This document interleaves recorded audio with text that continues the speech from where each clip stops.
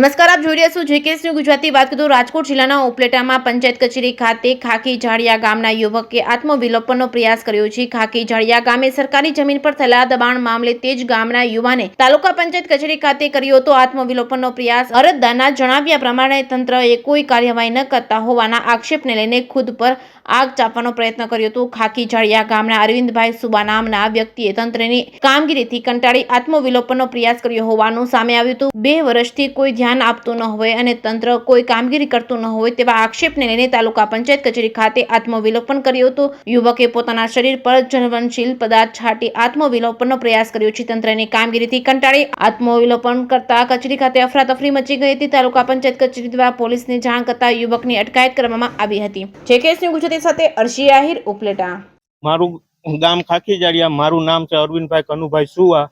હું જે વિસ્તારમાં રહું છું એ વિસ્તારની અંદર રહેણાંક વિસ્તાર છે. રહેણાંક વિસ્તારની અંદર સરકારી જમીન ઉપર મોટું પાકું મકાન, ગોડાઉન, મોટા શટર વાળું ગોડાઉન ખડકી દીધું છે સરકારી જમીન ઉપર. નથી એના કોઈ આધાર પુરાવા કે નથી એની કોઈ મંજૂરી. 3 વર્ષથી અમે લગાતાર અરજીઓ કરવા છતાં આ તાલુકા પંચાયત કે ખાખી ઝાડિયા ગ્રામ પંચાયત કોઈ કામગીરી કરતી નથી અને ભ્રષ્ટાચારના પાપે કામગીરી નથી થતી. અમારી માગણી એ છે કે સરકારી જમીન ઉપર જે ગોડાઉન છે એ તાત્કાલિક હટાવવામાં આવે, નહીતર અમે જે આ પગલું ભર્યું છે એ મેં આત્મવિલોપનનો પ્રયાસ કર્યો છે. મેં પેટ્રોલ છાંટીને આત્મવિલોપન કરવાની કોશિશ કરી છે.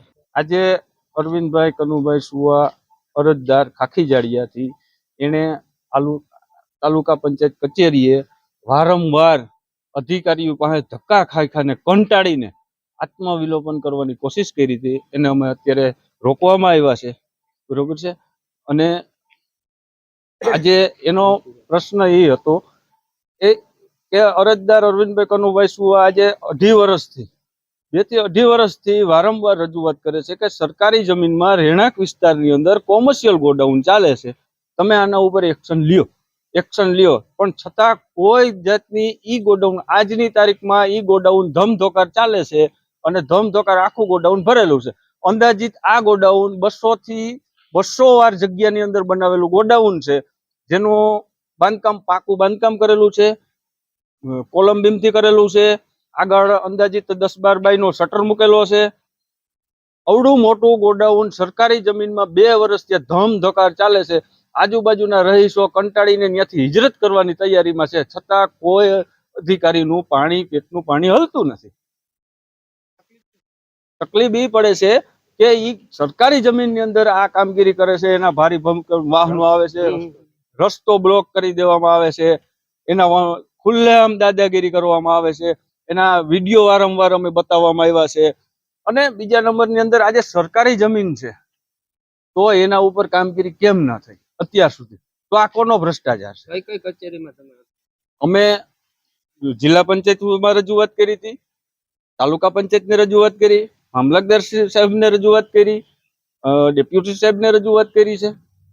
અને ઉપરની કક્ષાએથી આ લોકોને કામગીરી કરવા માટે લેટર પણ આપવામાં આવે છે, વારંવાર લેટર આપવામાં આવે છે, પરંતુ ખાખી ઝાડિયા ગ્રામ પંચાયત અને તાલુકા પંચાયત મળીને માત્ર ને માત્ર રોજ કામ કરે છે, ખોટા કાગળો કરે છે અને લટકાવવાની અને ભટકાવવાની કામગીરી કરે છે. ઉપરની કક્ષાએ સુધી સચોટ કામગીરી આ લોકો પહોંચાડતા નથી.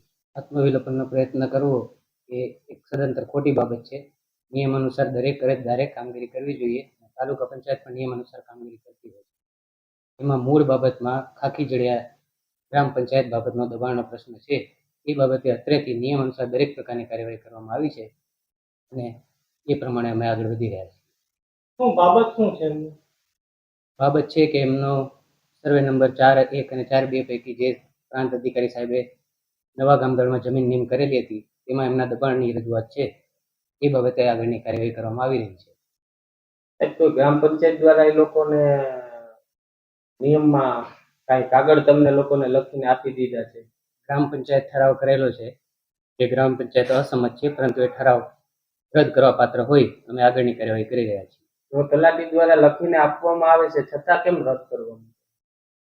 તલાટી દ્વારા લખીને આપવામાં આવેલ છે તે ગ્રામ પંચાયત સાથે સહમત નથી ઠરાવ સાથે સંમત નથી એવું તલાટી દ્વારા લખીને આપવામાં આવ્યું છે એટલે તલાટી કમ મંત્રી છે એ એમના દ્રષ્ટિએ યોગ્ય કાર્યવાહી નિયમ અનુસાર કરેલ છે તલાટીની દ્રષ્ટિએ યોગ્ય છે તો આપણે સ્થળ તપાસ કરીને ખરાઈ કરેલ છે ખરી?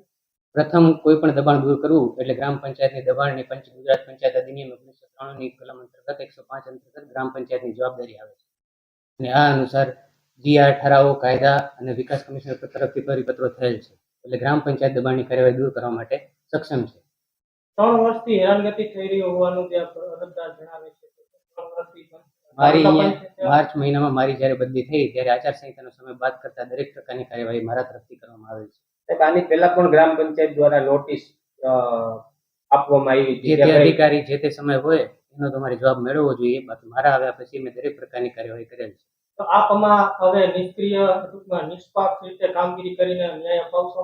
તમે આગળના મારા દ્વારા થયેલા કાગળ જોઈ શકો છો અને તમે જાતે નિર્ણય લઈ શકો છો કે નિષ્પક્ષ કે નિર્લેપ કાર્યવાહી થઈ છે કે નહીં એ તમારી જાતે નક્કી કરવાનું છે અમે નિયમ અનુસાર કાર્યવાહી કરી રહ્યા છીએ